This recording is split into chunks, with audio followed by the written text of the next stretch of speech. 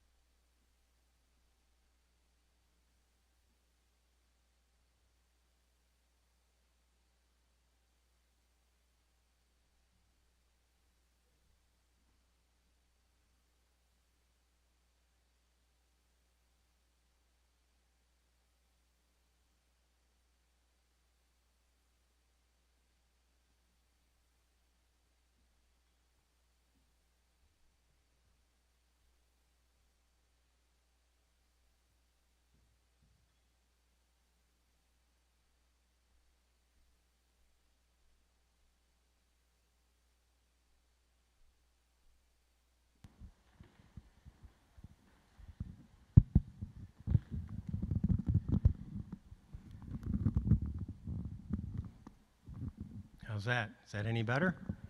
All right. Thank you for your patience. And thank you for gathering with us this afternoon. For thousands of years, at times such as these, people have gathered together in loss to bid farewell to loved ones and friends who have died, to share their sorrow with those who feel this sense of loss, to share their commitment to the memory of those whose qualities about the departed they fret to let perish, and to be reassured of that larger life that encloses not only those who die, but those who continue to live as well, holding us all in the merciful hand of meaning. Many are the sources of inspiration in these times of mystery and loss. Strong is the hold of our affection. Tenacious is our human spirit. May our hearts draw strength as we join our thoughts together in silent prayer, or simply spend a few moments in silent reflection upon the meaning Vicki's life held for each of us.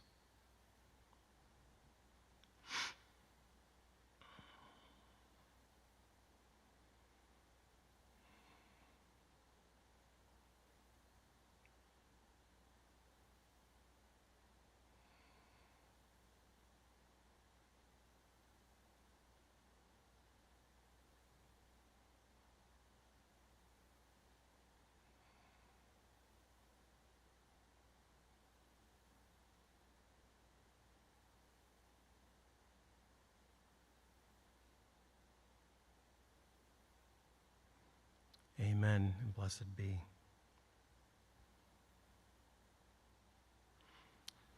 In his book, The Prophet, Khalil Gibran writes this: "What is it to die but to stand naked in the wind and melt into the sun? What is it to cease breathing but to release the breath from its restless tides, that it may rise and seek God unencumbered? Only when you drink from the river of silence shall you indeed sing. Only when you have reached the mountaintop shall you begin to climb. And only when the earth shall claim your limbs shall you truly dance." Gibran's words offer those of us who remain this day to mourn the loss of Vicki a promise that death is not the end, but a beginning. At the same time, what lies beyond the grave is a mystery not susceptible of proof.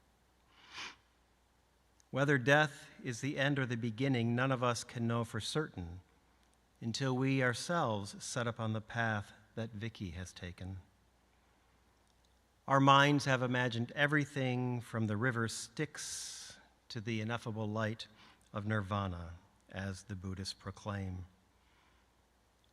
Yet until the reality of death overtakes each of us, we are left simply with one another to continue to meet this mystery that periodically punctuates our lives, and to turn to our sources of faith for guidance, such as the ancient psalmist. "I will lift up mine eyes unto the hills, from whence cometh my help. My help cometh from the Lord, which made heaven and earth. He will not suffer thy foot to be moved. He that keepeth thee does not slumber. Indeed, the Lord is thy keeper. The Lord is thy shade upon thy right hand. The Lord shall preserve thee from all evil. Yea, he shall preserve thy soul. The Lord shall preserve thy going in and thy coming out from this time forth and forevermore." Indeed, we hope for the assurance of which the psalmist speaks. Regardless, there is another form of immortality of which we can be certain, namely, that no person is ever gone when carried in the hearts and remembered in the minds of those who loved her. Surely such people are gathered here today. In Vicki's passing, we have lost a mother, we have lost a grandmother, a sister, a friend. In Vicki's passing was lost a woman who loved each of us in her own way. And as I think of this, I recall a lesson from a desert prophet of long ago. I think it's a lesson we could all heed today, both for our own sake and for the sake of those who share this life with us. It is said that one came to the prophet and said, "O prophet, my mother has died. What shall I do for the sake of her soul?" And the prophet looked about himself, and he thought of the burning heat of the desert. And he replied, "Dig a well, that the thirsty may have water to drink." The man dug the well, and he said, "This I have done for my mother." We should do likewise for Vicki. In remembrance of her, we must live our lives to the fullest and dedicate ourselves to the good of others. It is in this way that she may be with us always. One of the hymns we like to sing when we do a memorial service in UU gatherings is called "Come Sing a Song with Me." Hopefully you grabbed a hymnal on the way in. It's number 346 in the gray hymnal. And if you would rise as you are willing and able, and Rosie's gracious enough to help lead us in this hymn.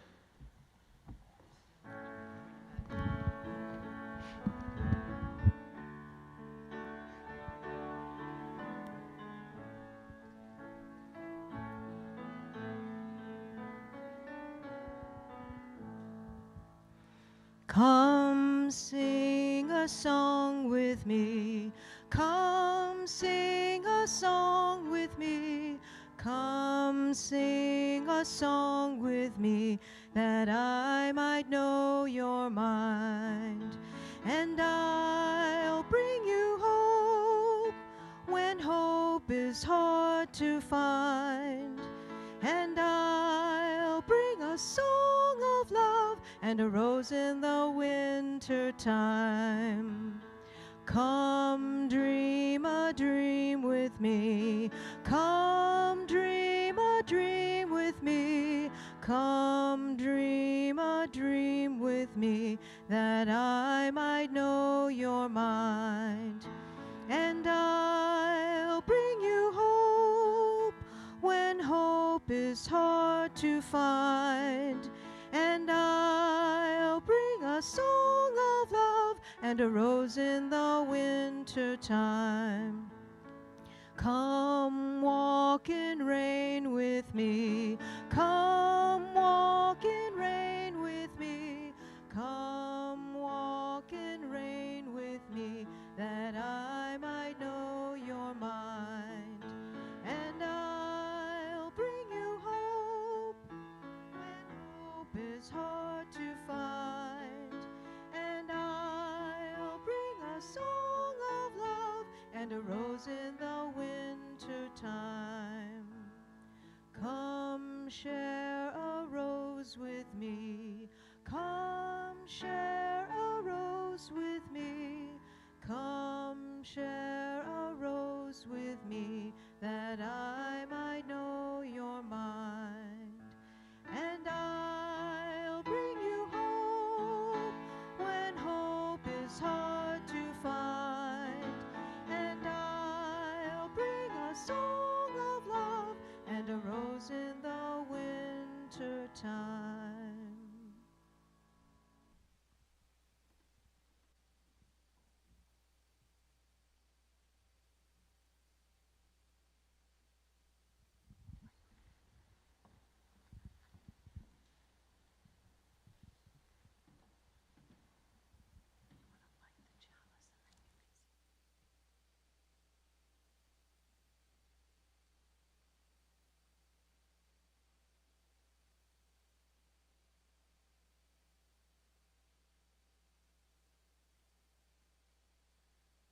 We light this chalice in love.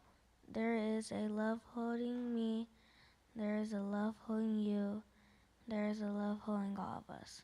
Today, may we rest in that love. We light this chalice in love. There is a love holding me. There is a love holding you. There is a love holding all of us. Today, may we rest in that love.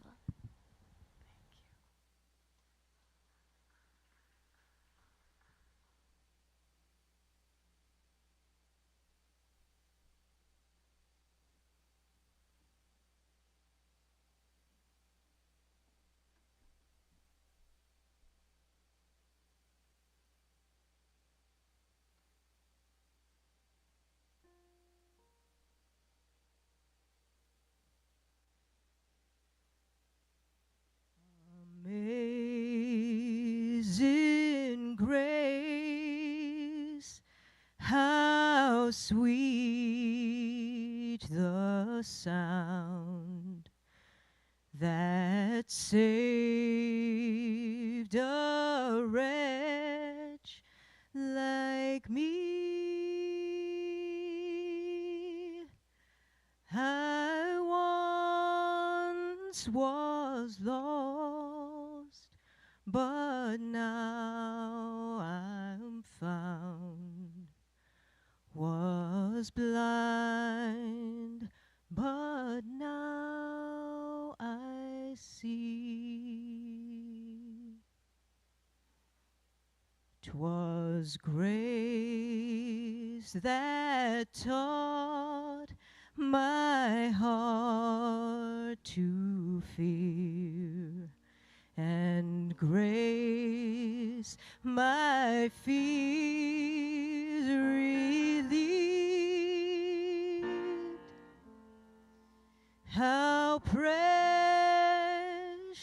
Jesus did that grace appear. The hour I first believed,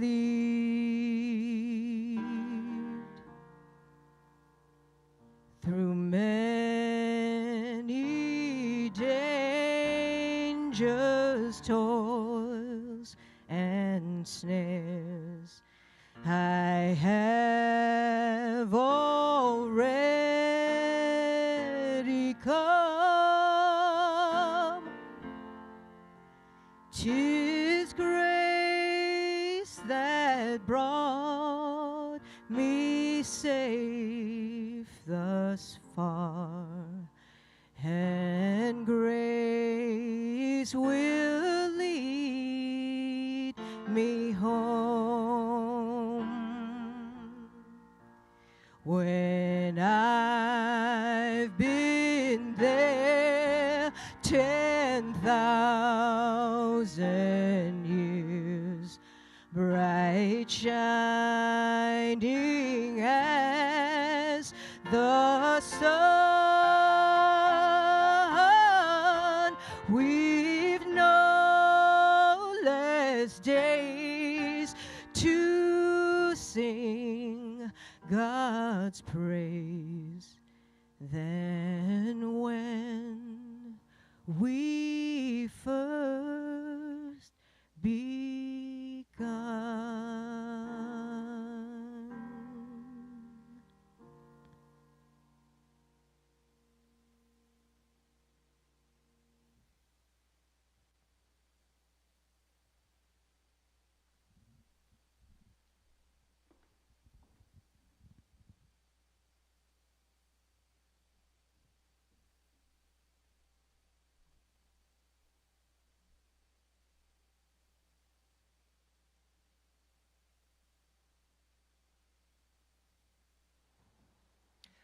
What Spirit of Love is really here to tell you is just to lay the blessing on your forehead and on your heart. Let it rest in the palm of your hand, because there is hardly anything this blessing could say, any word it could offer to fill the hollow in your heart. Let this blessing work its way into you with its lines that hold every unspeakable lament. Let this blessing settle in you with its hope, more ancient than your knowing. Hear how this blessing has not come alone, how it echoes with the voice of those here who accompany you, who attend you in every moment, who continually whisper this blessing to you. Hear how they do not cease to walk with you, even when the dark is deepest.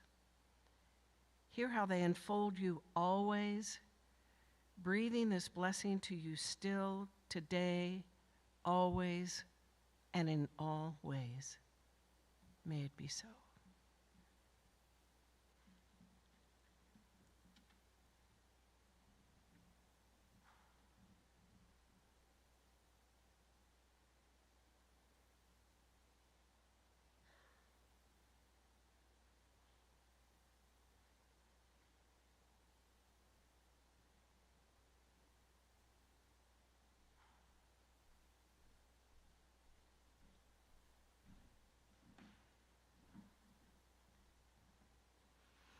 Good afternoon, everyone.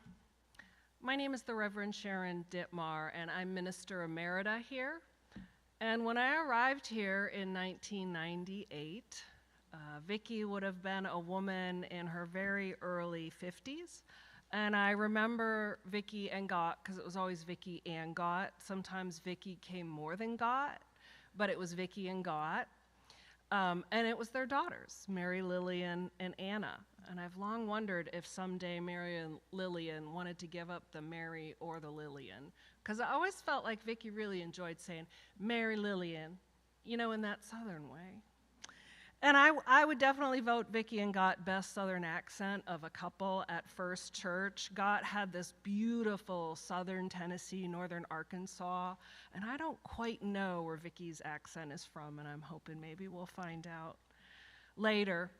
They were an indispensable part of this congregation. Vicki was very active and Gott with the other parents who had adopted children. It was just a whole cohort that they were really best friends, the parents and the children. When I came, the senior high group was bursting with all of these children.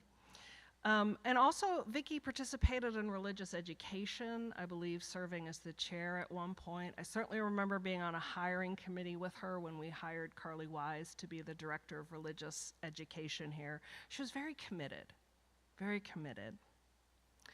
I also remember, as I assume many of you do, when her back started to bother her. And I so appreciated this because I had had back issues and still do. And Vicki kind of broke the ice about sometimes you need to bring a mat and you need to lay on it during worship or during a meeting or during meditation. And I was so grateful to her for normalizing that all backs are not upright all the time.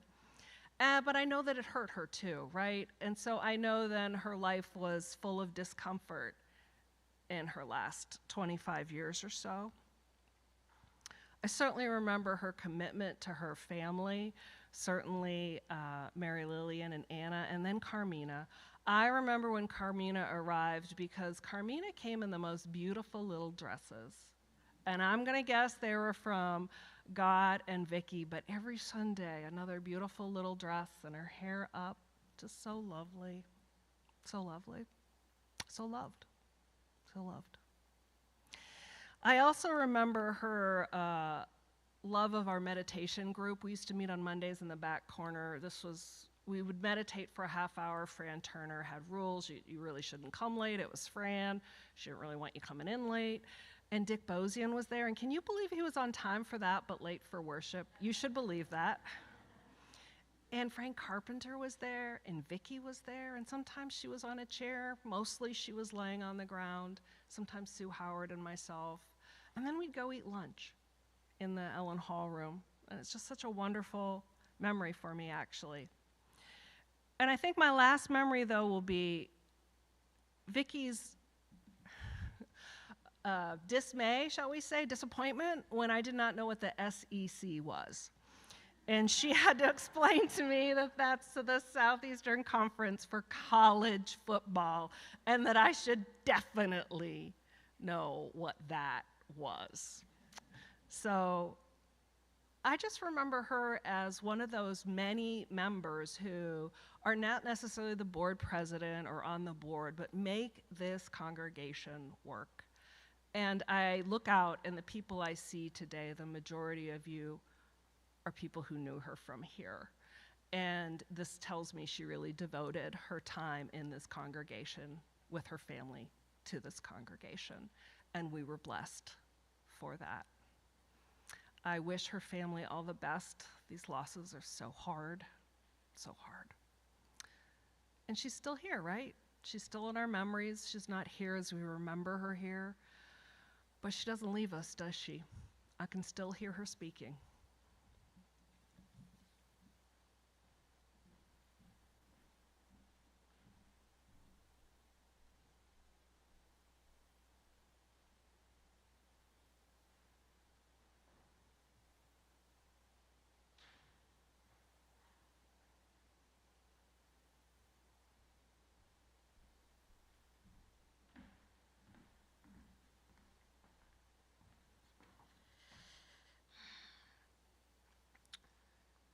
I don't know where to begin.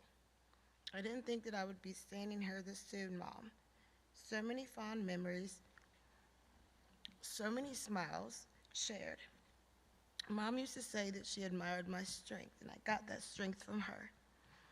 For as long as I can remember, my mom was the strongest woman around me, a great mother, a great friend, a great sister, and an amazing advocate for her children. One of my favorite memories with Mom is dancing in the kitchen while singing New York, New York. She knew how to throw a party. I missed her smile your hugs, taking you to Burger King religiously, going to Silver Lake, our dances, our swims, and our laughs will never be forgotten. This isn't easy, so I'm really at a loss for words, but I'd like to share this short poem before I go because, Mom, your memories will forever live on. And I know you're so happy to be reunited with Dad above.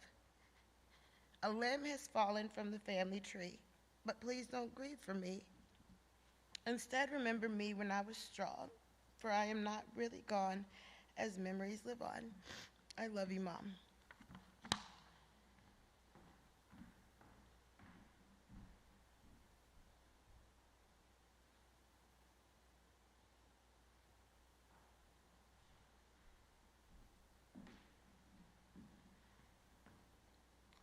Hey, I'm Carmina. I'm the granddaughter.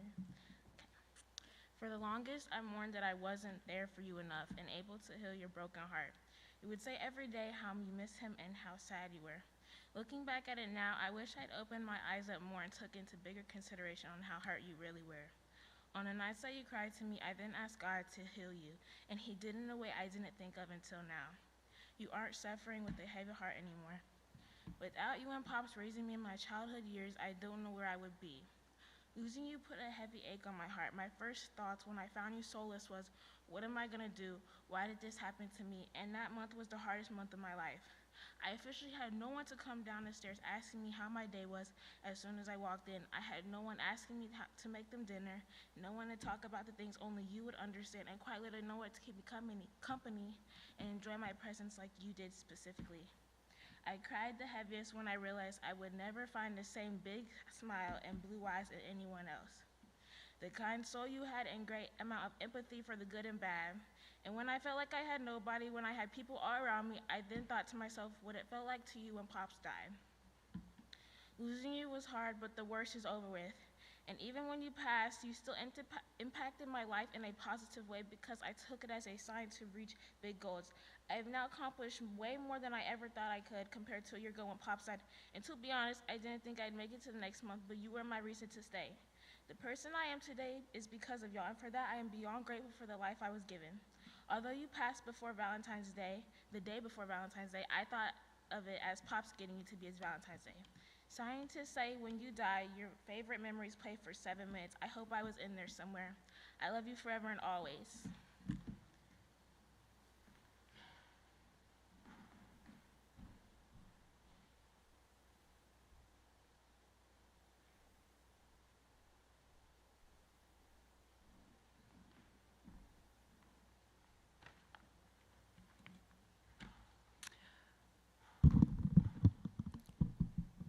I asked my husband Ed to stay seating because this is going to be kind of a girl thing. I'd like to share some girlfriend stories on behalf of the many of us who were lucky enough to be Vicki's friend. Vicki was our fun, frugal, football-loving, brave, Christian Unitarian friend. She could be demanding and sometimes exasperating with her strict standards. She was also a very social being with a really fun sense of humor. She hosted many swim party and luncheons at her home, always mixing up a different group of ladies of all generations and personalities. She and God had holiday dinners for those of us without extended family in town. I recall a crazy Ragsdale Halloween costume party. And as you heard last year at Gott's memorial service, she rocked the Priscilla Presley look at a silly party we had on Elvis's birthday, riding on the back of a convertible, waving to our astonished neighbors as Elvis, AKA Gott, drove slowly, honking down our street. We met Vicki over 35 years ago when she and Gott came to church with their beautiful young daughters, Mary Lillian and Anna. Our family, with 2 daughters the same age, quickly became friends with the Ragsdale family. and so did many, many other families here. Vicki solidified those friendships by planning events, an annual Christmas family get-together at their house with carol singing, games, and crafts for 3- and 4-year-olds, and then a walk to the neighborhood's best decorated house with all those flashing lights. In later years, Vicki planned family overnights for the families at the Holiday Inn at the airport. Our growing teens had a great time with pizza by the pool, but honestly, the parents had a lot more fun. Vicki served here on the RE committee. She was an OWL instructor, and she chaired our heart and hand auction, leaving behind many with memories of her dedication to each job. Now, to be honest with you, we friends of Vicki were a bit intrigued by her Southern roots, like rules about her living room. We heard a lot about her hometown of Lafayette, Georgia, her 2 beloved sisters, and Billy, you can jump in any time to correct me. Okay, got it. Her father, the judge. Vicki was a cheerleader. Being a Southerner, she was a sharper dresser than the rest of us, even with the gym shoes she eventually had to wear because of her back issues. Vicki wore a hat to church on Easter Sunday for years. She fussed about her daughter's Sunday clothes. I once heard her tell them not to get their dresses rumpled because she had spent so much time ironing them. I was gobsmacked. Ironing? In the past year, some of us had the privilege of driving Vicki around, a little bit like the film Driving Miss Daisy. We saw how cherished she was in her northern Kentucky community. It was easy to imagine her joy and success at ringing the Salvation Army bell at many locations there for years. As we ran errands, everyone greeted Vicki by name and a big smile. At Kroger, the post office, the bank, the community center, the lawyer's office, the chiropractors, and of course, at Burger King, where a morning of errands always ended with her favorite special, 2 burgers for $5, hold the cheese. Employees literally hung out the drive-through window to wave and say hi to Miss Vicki. And I recall a trip just last November when we made several stops to find the perfect Sweet 16 decor for her beloved Carmina. She was so proud of you, and she loved you, Andreas, and your brothers. Vicki was a special friend to many. For me, she was that friend who would do silly things like driving Gott's convertible around after hearing a rumor about where Joey Votto lived. I know. We enjoyed sharing teaching stories. I know she really loved her speech students at NKU. And we shared those mom experiences, the many funny, heartbreaking, loving stories of our daughters, whether they were 3 or 33. I miss those conversations. I really miss her. We all do. Goodbye, dear friend.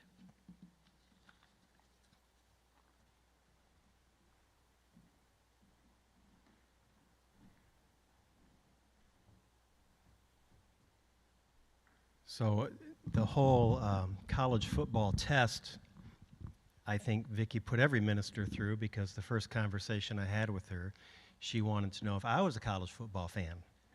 And I knew what the SEC was, and I didn't like it because I'm a Michigan fan.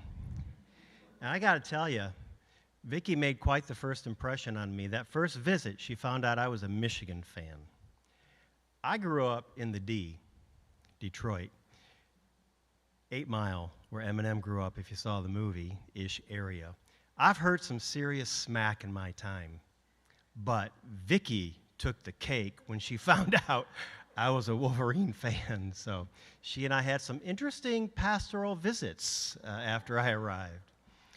But as also, I have a very soft spot in my heart for Vicki because, you know, struggling with Parkinson's so long, my wife struggles with Parkinson's, and it's really hard for people who don't know what that battle is like to really understand where you're coming from when you talk about it.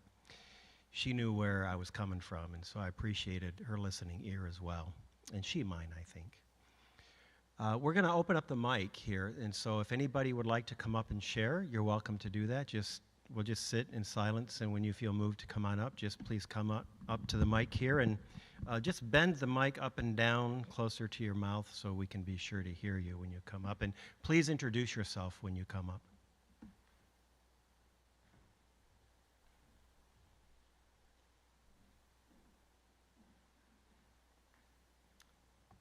Well, I don't know if you knew that Vicki played the 12-string guitar and sang. Did you know that?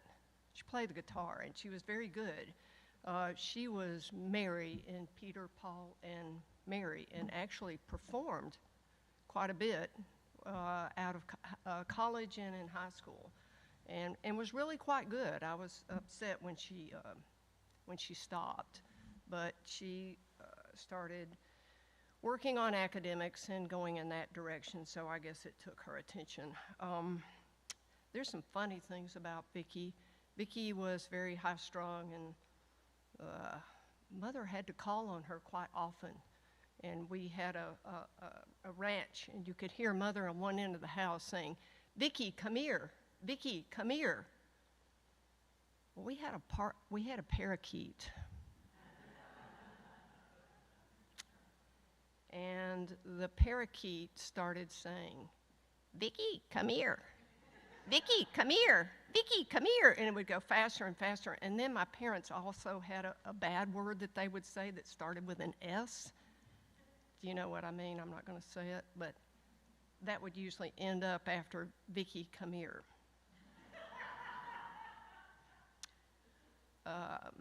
I can remember sitting on the front porch with Vicki drinking beer. You know that Vicki liked to drink beer. And she was a speech pathologist, so we would sit on the front porch looking at all our cows because we were on a farm and practice speech impediments while we were drinking beer. It got kind of rowdy. I got upset with her when she started saying that Paula Zahn said lateral S's. I said, "Paula Zahn does not have a lateral S." And she said, "Yes, he does."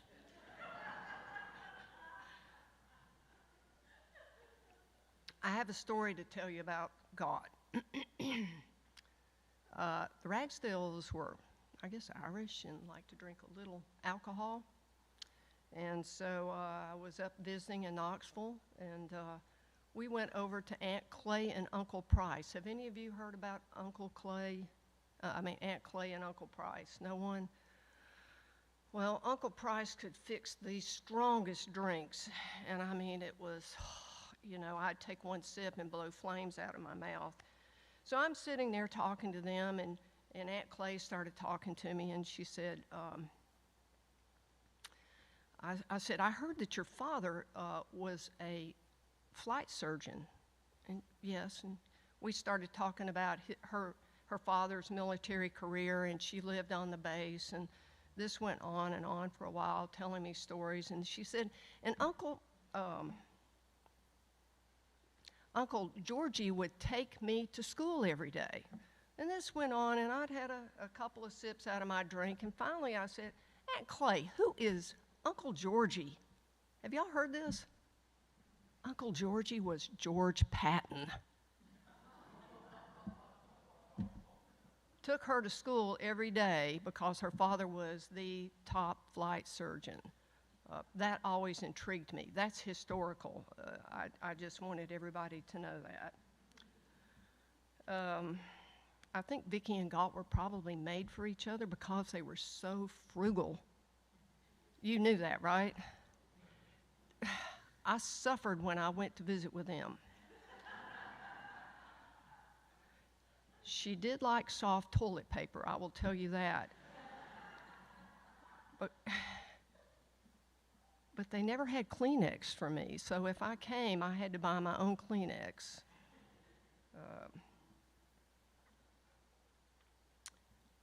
I'm trying to think if there's some others that I ought to tell you. God and I'm going to try to be careful how I say this. We're in a church. God and I would often give each other, I told a couple of the ladies here, we would try to outdo each other, tacky gifts at Christmas time. And it went on for years. Well, one year I went to Italy with my cousin, and we were in Florence. And you know what's in Florence, right? David. David's in Florence. And y'all know what David is, right, everybody? Well, I went with my cousin to a store, and they had a pair of men's briefs that had David's genitalia on the front of it. And I had to buy those. Does anybody in here did they play poker with God? You played?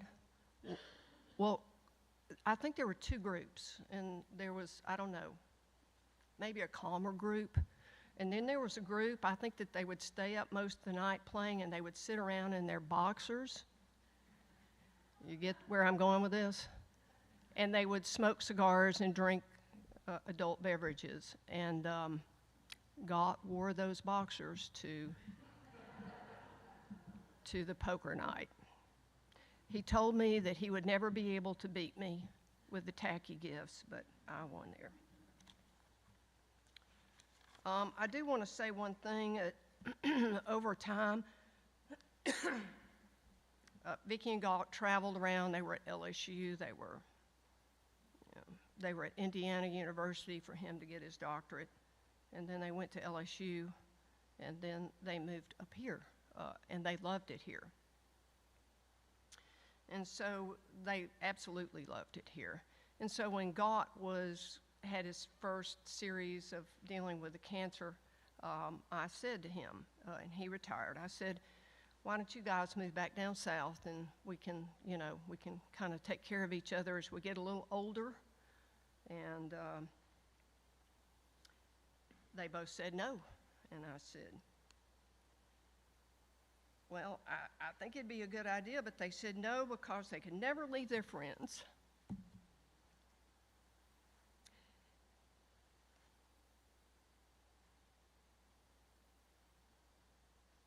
And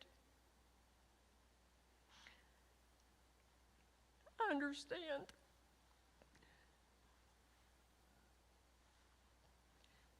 You guys have done incredible for my family and my sister and brother-in-law. And we could never repay you. Thank you.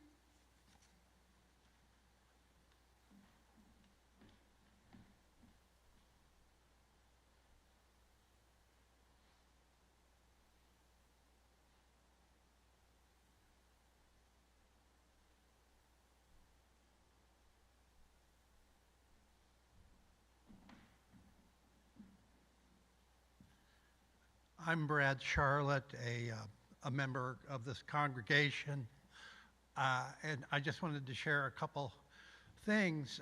One is that for years, our church held something called the Heart and Hand Auction, and this became quite a big deal and would net over $20,000. And Gott and Vicki were mainstays of that. It couldn't have been as successful without their contributions. And then on a more personal note, my wife and I adopted 2 children also, and Gott and Vicki generously invited us over many times, including Thanksgiving dinners. They had a pool in the back of the yard. Gott once noted that our son Will christened the swimming pool, and they were so generous and kind, And so I will keep that in my heart going forward.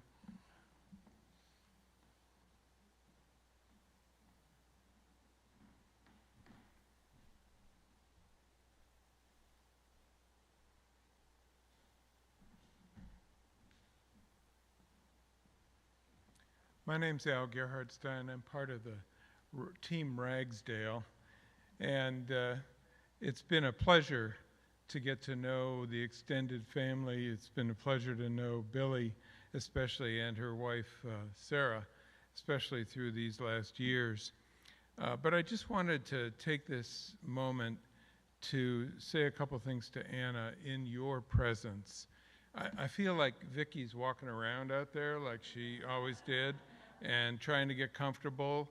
And it was a great model for us because here's somebody who's in pain and wants to be part of the group, and other people would just stay home and give up. And she'd come here and hang out and do the best she could. And Anna has always done the best she could. And Vicki knew that and was very, very proud of her. And Vicki was very proud of Carmina. Vicki was very proud of Andreas and the boys. And I know as she's walking around out there, she's thinking this is a pretty cool gathering. And she's very proud of everything that this family has put together. And she's totally blown away by Billy's statements. So the other thing I would like to say is that Vicki and the whole family were always very appreciative of the Four Musketeers. I mean, Sherry leading Barb and Linda and Lori, always not just driving Vicki around, but really doing a lot of heavy lifting as Vicki was challenged to take care of business. And the four of them were always out there really doing hard work, really keeping Vicki engaged in the community, this community. And that was a very, very special thing. So I'm very, very impressed by that. Vicki loved her family. She loved Anna. And Anna, she was very proud of you as a mom.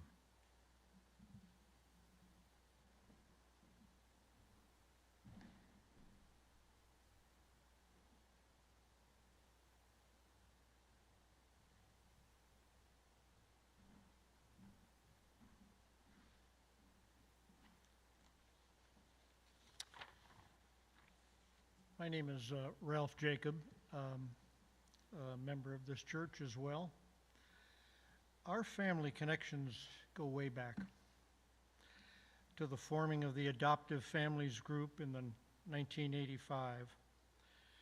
There are many of us that you all know, the Ryders, the Miltners, the Lloyds, the Kales, the Weisses, the Woons, the Jacobs, and the Ragsdales. But our family connection with the Ragsdales deepened about somewhere around 1995 at Thanksgiving, when we realized that our out-of-town relatives would not be coming to visit. So we decided to share our family dinners. This began an Easter and Thanksgiving tradition that has lasted for nearly 25 years. Vicki would set out her finest china, while Gott would be carving the turkey. Our two children always looked forward to joining the Ragsdale girls for dinner and family pictures. They literally grew up together. We would share family stories, and my wife reminded me of one in particular. Gott, in his charming southern manner, once recounted the first time that he met Vicki. He saw her at a party across the room. When he first noticed her, as he would put it, her endearing, her exuberant smile. We will always miss those family gatherings and the gracious hosts, Scott and Vicki Ragsdale.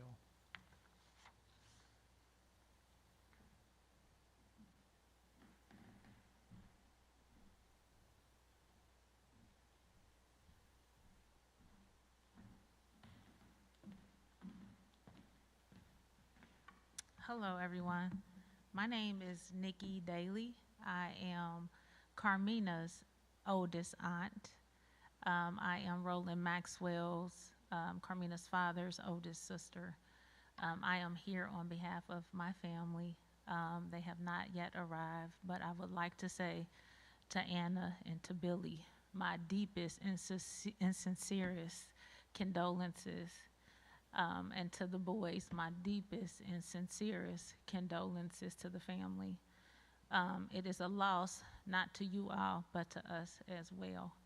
I wanted to say as well that I've always called Miss Ragsdale Grand, as Mina referred to her. And her name, Grand, was just so befitting to her, grand, as I hear so many stories, grand. She was grand in her ways, grand in all of the things that she's done, just a grandeur woman. And as I've learned so much about Miss Ragsdale and about Mr. Ragsdale in this time, although unfortunate in circumstance and situation, it has been very befitting, because now I understand what I can continuously remind Mina of, the legacy that she comes from, which is always important. I wanted to say as well that the Bible reminds us that to be absent from the body is to be present with the Lord. And so I wanted us to know that Gran, as I call her, is now absent from pain, absent from this present time, but absent in a time of eternal life. And so this is a time, a true time of celebration, a true time in celebrating her life, but very, very befitting time. And so I just want to say again, thank you so much for sharing. Thank you so much for caring. Thank you so much for being there as a supporting benefit to both Anna, the boys, and Carmina during this time for her, for the family, for Billy as well, Miss Billy as well. It's a time of importance. It is a time of continual support. So I just want to say thank you for being such a wonderful extended family congregation. This is what true love looks like continuously. So I was also here during the time of Mr. Ragsdale Memorial as well. And this is something that I've seen from you all. And so I just wanted to say thank you so much, and just the gratitude and heartfelt sincerity from you all, from us to you all as well. I just wanted to share that. And again, my sincerest condolence to the whole family, because we look at you all as extended family also. So I just wanted to say that, and thank you.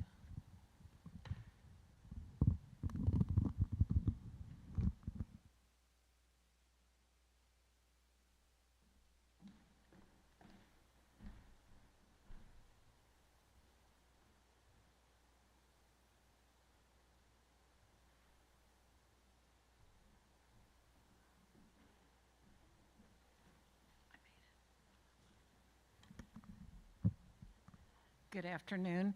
I'm Linda Miltner. I wish I had known Vicki when she looked like this. What a beautiful painting. I'm going to read to you the end of a poem written by Maya Angelou, and it's called When Great Trees Fall. And when great souls die, after a period, peace blooms, slowly and always irregularly. Spaces fill with a kind of soothing electric vibration. Our senses, restored, never to be the same, whisper to us, they existed. They existed. We can be and be better, for they existed.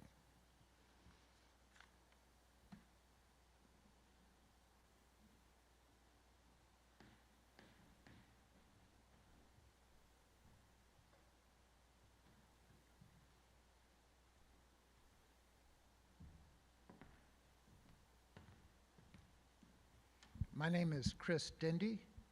However, I am not the real Chris Dindy. And I'm going to share this brief story because this is probably the only good time that I'll have to really share it with somebody who will appreciate it. My wife and I came to Cincinnati. Guess you reap what you sow up here.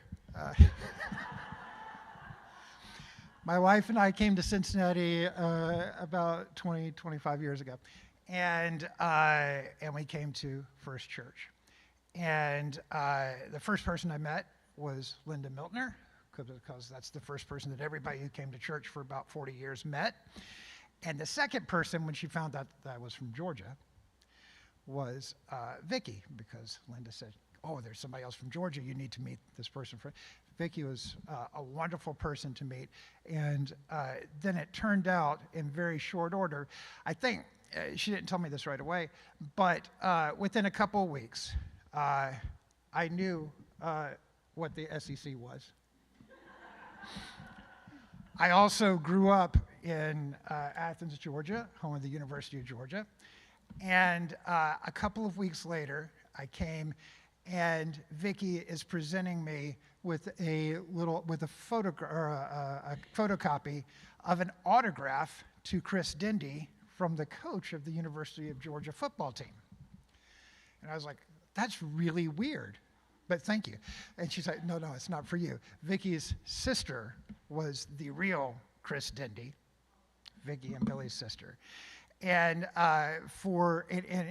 it was amazing to me that coming from Georgia, as I had, landing in Cincinnati, finding a wonderful soul, two wonderful souls, but Vicki was a little more wonderful because she shared the Georgia connection, who had a sister named Chris Dindy, was fantastic, and then who the real Chris Dindy, having put chrisdindy.com on the internet. Now, the real Chris Dindy exists in the internet forever and ever, and I exist here. But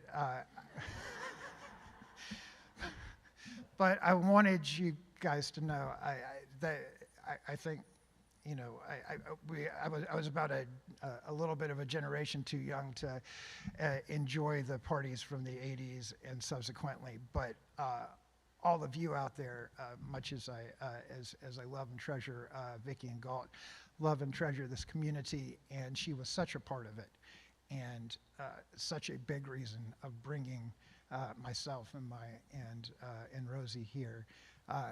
It's an honor to be able to participate, and I think I was thinking of stuff that she and Galt would appreciate in terms of music. We had a lot of similar tastes like that. We had a lot of similar tastes in a lot of things, but for you guys to also know that you never know the lives that your loved ones have touched, and certainly the case for me.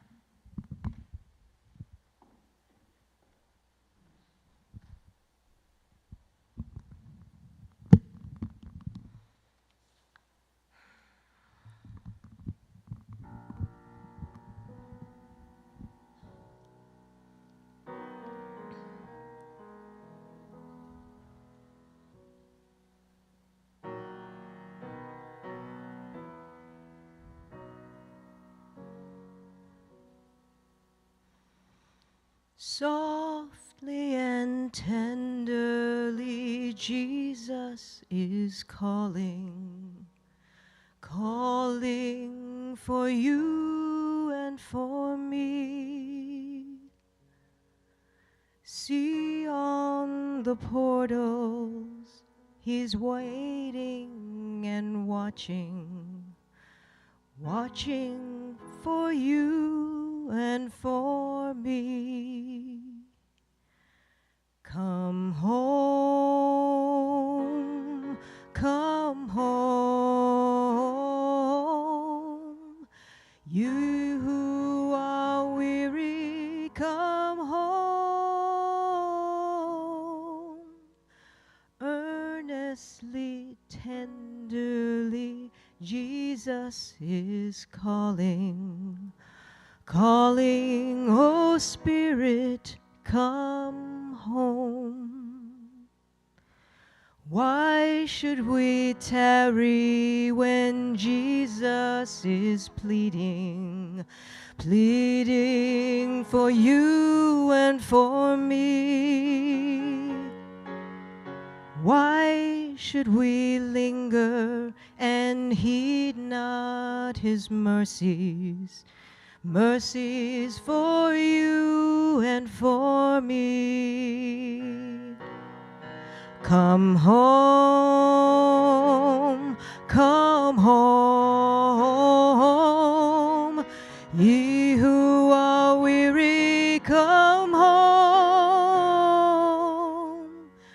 Earnestly, tenderly, Jesus is calling, calling, O Spirit, come home.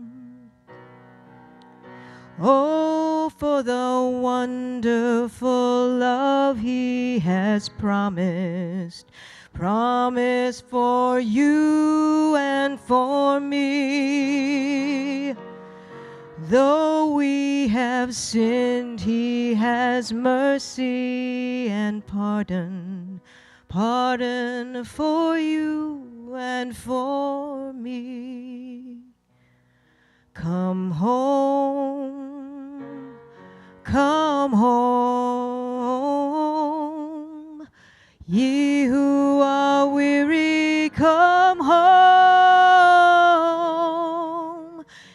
Earnestly, tenderly, Jesus is calling, calling, oh Spirit, come home.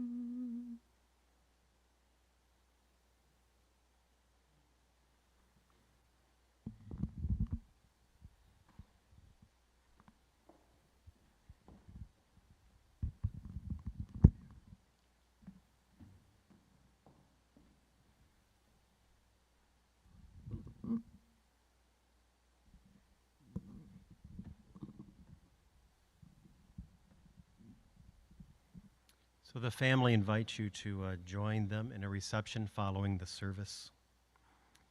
And we shall close our service with this final thought. The love we can no longer give to our beloved, now let us give it to those who still need it. May our compassion for one another become deeper and our sympathies for one another become wider. May all bitterness be put away from us, our sorrow teaching us to be gentle. Since so much that is precious can be taken from us, let us cherish all the more that which remains. And finally, a thought from the poet.